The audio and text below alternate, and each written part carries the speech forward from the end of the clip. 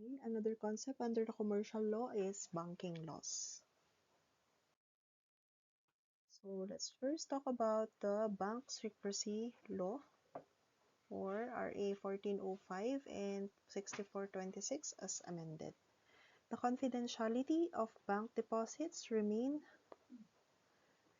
to be the basic state policy in the Philippines. Section 2 of the law institutionalized the policy by characterizing as absolute confidential in general all deposits of whatever nature with banks and other financial institutions in the country. What is the purpose of bank secrecy law?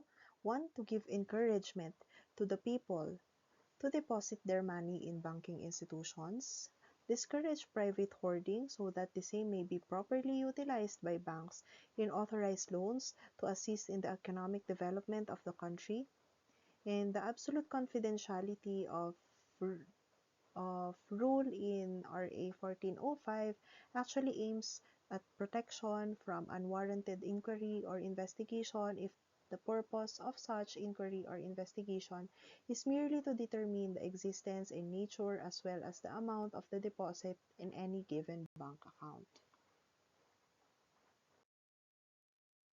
So what are the deposits covered? All deposits of whatever nature with banks or banking institutions in the Philippines, including investments in bonds issued by the government of the Philippines, its political subdivisions, and its instrumentalities, are hereby considered as an absolute confidential nature and may not be examined, inquired, or looked into by any person, government official, bureau, or office, except upon written permission of the depositor, in cases of impeachment, or upon an order of a competent court in cases of bribery or dereliction of duty of public officials, or in cases where the money deposited or invested is the subject matter of litigation. Construction in favor of confidentiality. So if there are doubts in upholding the absolute confidentiality nature of bank deposits against affirming the authority to inquire into such accounts, then such doubts must be resolved in favor of confidentiality. Garnishments of deposits, including foreign deposits. Generally, bank accounts may be garnished by the creditors of the depositor. There is no violation of the law on secrecy of bank deposits if the accounts are garnished, except foreign currency deposits shall be exempt from attachment, garnishment, or any other order or process of any court, legislative body, government agency, or any administrative body whatsoever. Also, those exempt by the rules of civil procedure, like provision of the family for 4 months. Although there is also an exception to that exception, where the court emphasized that the foreign currency deposit made by a transient or a tourist is not that kind of deposit encouraged. As such, individuals who stay only briefly in the country and maintain their deposits for a short duration can be examined. Okay, under the General Banking Law or RA 8791, banks are referred to entities engaged in lending of funds obtained in the form of deposits. So with the foregoing definition, to be considered a bank, such entity must have the following elements. It must be engaged in lending of funds. The funds are obtained from the public, which means 20 or more lenders. The funds are obtained from the public in the form of deposits. Classifications of banks. We have universal bank, commercial bank, thrift banks, rural banks, cooperative banks, Islamic banks. In Islamic banks, there is no provision of interest, and this is against their religion, and also other classification of banks as determined by the Monetary Board of the Bangko Sentral ng Pilipinas. The nature of bank funds and bank deposits. So bank funds, these are the concept where the bank can make use of the value of the money deposited. Bank deposits are in the nature of irregular deposits. The funds obtained by a bank from the public where are relent by such bank to its own borrowers. They are governed by the law on loans. They give rise to creditor-debtor relationship between the bank as a debtor and the depositors as the creditors. So the relationship between the depositor and the bank is a creditor-debtor relationship. the depositor as the creditor giving or depositing his money to the bank, and the bank is the debtor who must give the money back to the depositor upon demand. Okay. The required diligence of banks is standard of diligence. It is well settled that diligence required of banks is more than that of a good father of a family. Banks are required to exercise the highest degree of diligence in their banking transactions because the business and industry is imbued with public interest. The stability of banks largely depends on the confidence of the people in the honesty and efficiency of banks. There is a fiduciary relationship between the bank and its depositors, and banks are expected to be an expert. What are the prohibited transactions by bank directors, officers, and employees? There, no director, officer, employee, or agent of the bank shall make false entries in any bank report or statement or participate in any fraudulent transaction, thereby affecting the financial interest of or causing damage to the bank or any person. Without order of a court of competent jurisdiction, disclose to any unauthorized person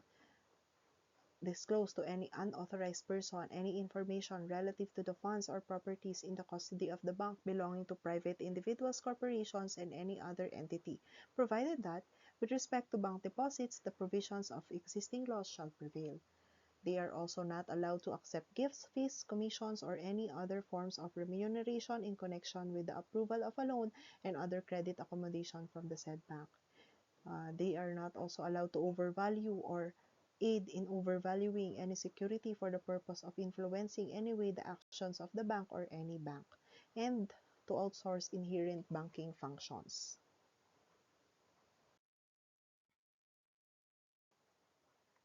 Restrictions on bank exposure to directors, officers, stockholders, and their related interests, or DOS3. So elements of DOS3, the borrower is a director, an officer, or any stockholder of a bank. He contracts a loan or any form of financial accommodation. The loan or financial accommodation is from his bank, a bank that is a subsidiary of a bank holding company of which both his bank and lending bank are subsidiaries, a bank in which a controlling portion of the shares is owned by the same interest that owns the controlling proportions of the shares of his bank, and the loan or financial accommodation of the director, officer, or stockholder singly or with that of his related interest in excess of 5% of the capital and surplus of the lending bank, or in the maximum amount permitted by law, whichever is lower. What is the purpose for the DOS3 restriction? Okay, the purpose of DOS3 restriction, the prohibition is intended to protect the public, especially the depositors, from the overborrowing of bank funds by bank officers, directors, stockholders, and related interests, as such overborrowing may lead to bank failures. Banking institutions are not created for the benefit of the directors or officers. They cannot use the assets of the bank for their own benefit except as permitted by law. Stringent restrictions are placed about them so that when acting both for the bank and for one of themselves at the same time, they must keep within certain prescribed lines regarded by the legislature as essential to safety in the banking business.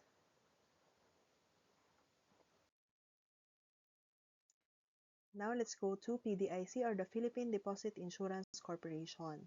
So an insured deposit refers to the total amount due to any bona fide depositor for legitimate deposits in an insured bank, net of any obligations of the depositor to the bank as of the date of closure. So the deposit insurance coverage, the PDIC provides deposit insurance to protect depositors in the event of a bank closure. And the current maximum deposit insurance coverage is 1 million per depositor per bank. If there are single accounts, all deposits owned by the depositor in the same right and capacity are aggregated and insured up to 1 million pesos. If there are joint accounts, each co-depositor share is presumed equal unless otherwise specified, and each share is insured to 1 million separately from individual accounts. Foreign currency deposits are insured, subject to the same maximum coverage limit, provided they are maintained in the banks authorized by the Bangko Sentral ng Pilipinas to accept foreign currency deposits. Exclusions from coverage: those proceeds from unlawful activities as defined in the AMLA, investment products, splitting of deposits, and those unsafe or unsound deposit practices. What is splitting of deposits? So it involves breaking down a deposit account with an outstanding balance exceeded the maximum insured amount or exceeding 1 million into multiple accounts under different names or entities with the intent of increasing deposit insurance coverage beyond the statutory limit. The PDIC explicitly prohibits splitting of deposits, especially within 120 days immediately preceding or during the bank declared holiday, or immediately preceding the closure order issued by the Monetary Board.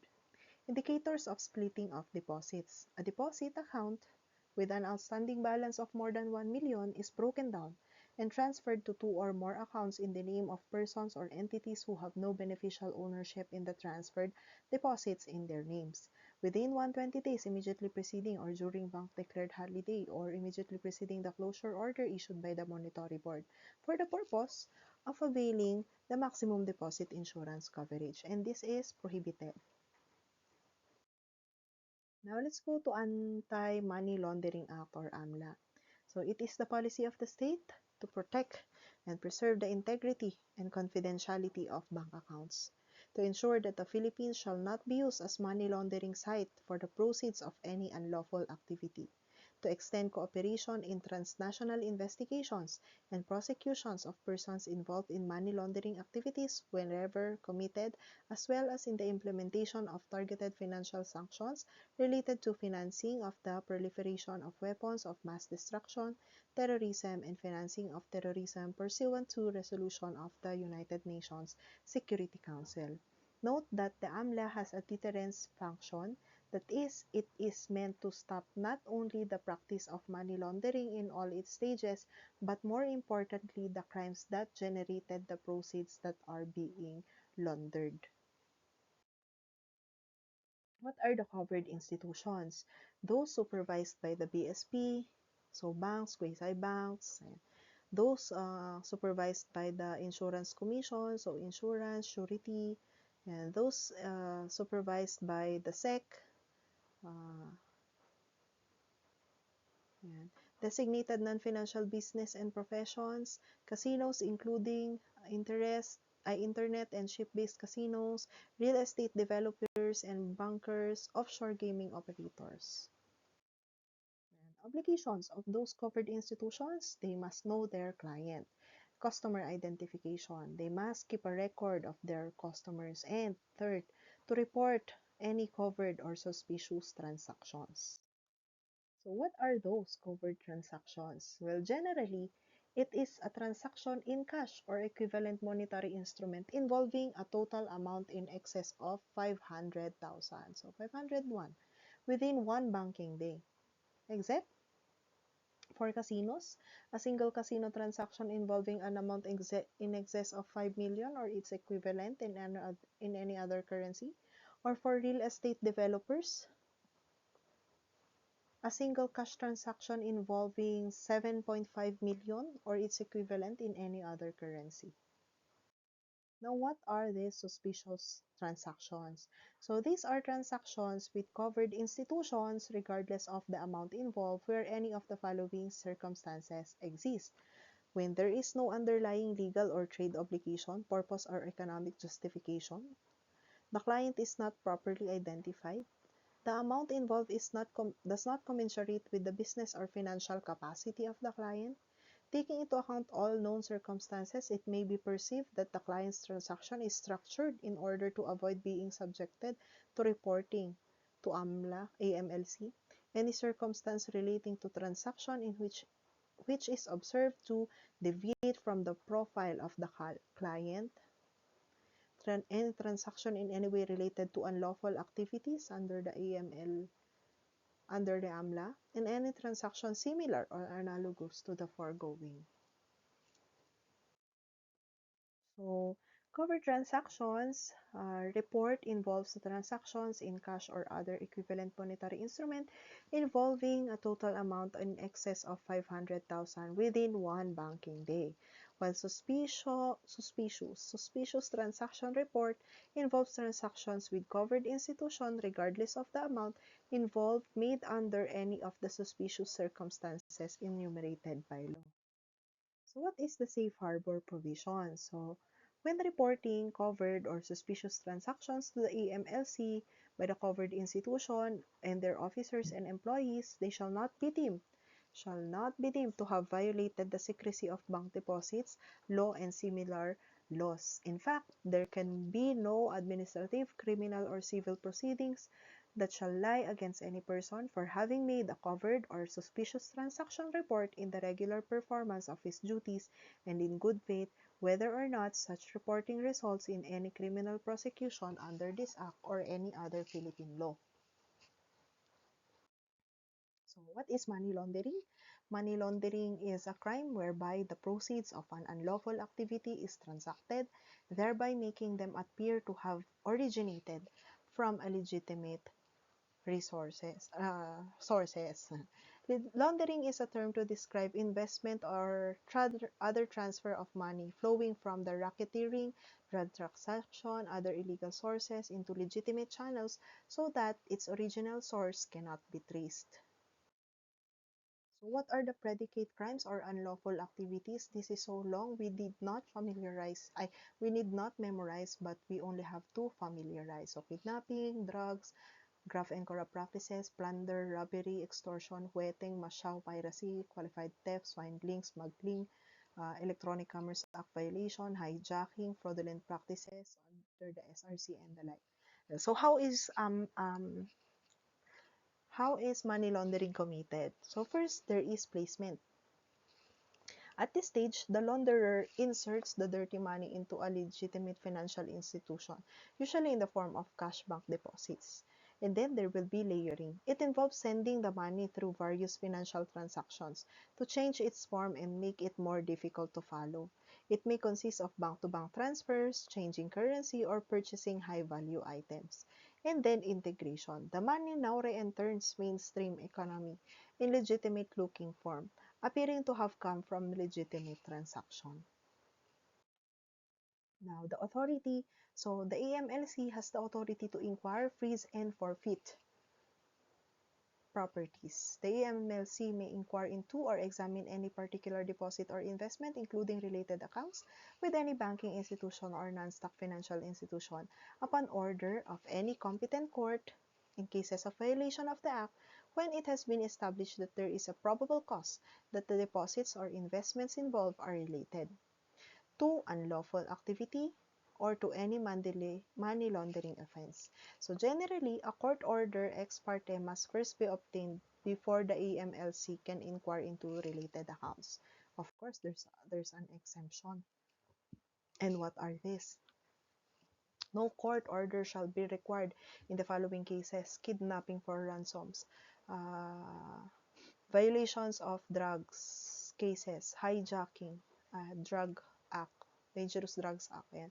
Hijacking, felonies of similar nature, which are punishable under the penal laws of other countries, terrorism and conspiracy to commit terrorism.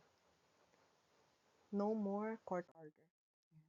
They also have the power to freeze monetary instrument or property. So a freeze order is an order issued by the Court of Appeals that blocks or restrains monetary instruments or properties in any way related to an unlawful activity from being transacted, withdrawn, deposited, transferred, removed, converted, concealed, or otherwise moved or disposed without affecting the ownership. It is an extraordinary and interim relief to prevent the dissipation, removal, disposal of properties that are suspected to be the proceeds of related to unlawful activities. And lastly, the forfeiture provisions. Civil forfeiture. So upon determination of the AMLC that probable cause exists, that any monetary instrument or property is anyway related to an unlawful activity or a money laundering offense, the EMLC shall file with the appropriate court through the OSG a verified ex parte petition for forfeiture. So that ends